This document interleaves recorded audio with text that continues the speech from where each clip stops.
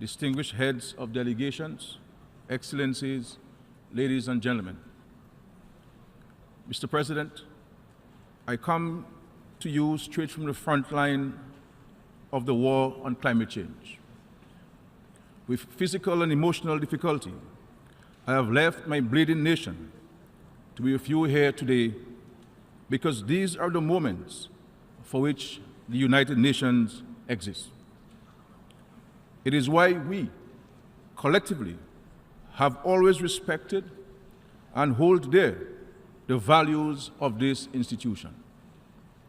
We congratulate you, Mr. President, on your appointment and wish you well in upholding the ideals of humanity's greatest invention.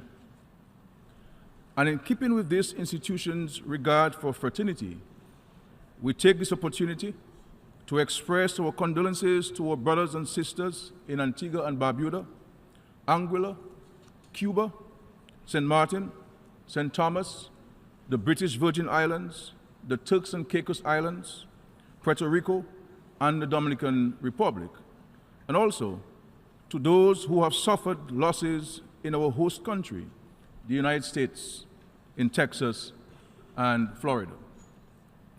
And to our brothers and sisters in Mexico, we stand in prayerful solidarity after the catastrophic earthquake this past week.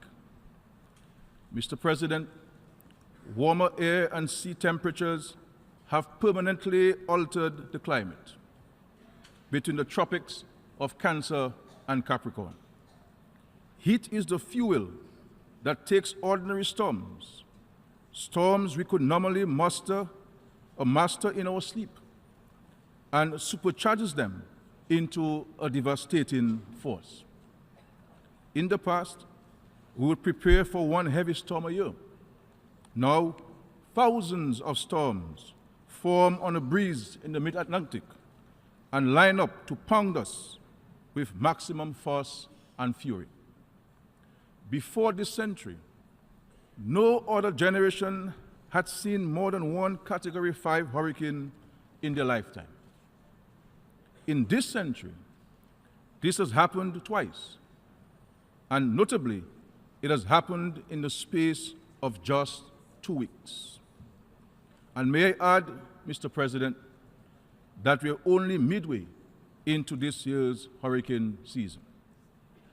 In the case of Dominica, it has been only 2 years since we lost lives and endured substantial physical and infrastructural damage from the ravages of floods and mudslides of Tropical Storm Erica. Mr. President, to deny climate change is to procrastinate while the earth sinks. It is to deny a truth we have just lived.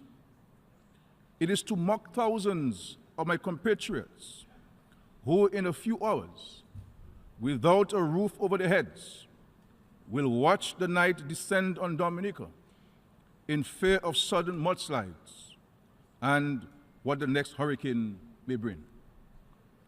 We as a country and as a region did not start this war against nature. We did not provoke it. The war has come to us. Mr. President, we dug graves today in Dominica.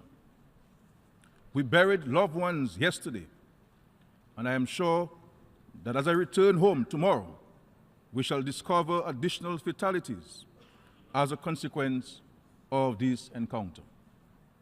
Our homes are flattened, our buildings roofless, our water pipes smashed, and road infrastructure destroyed.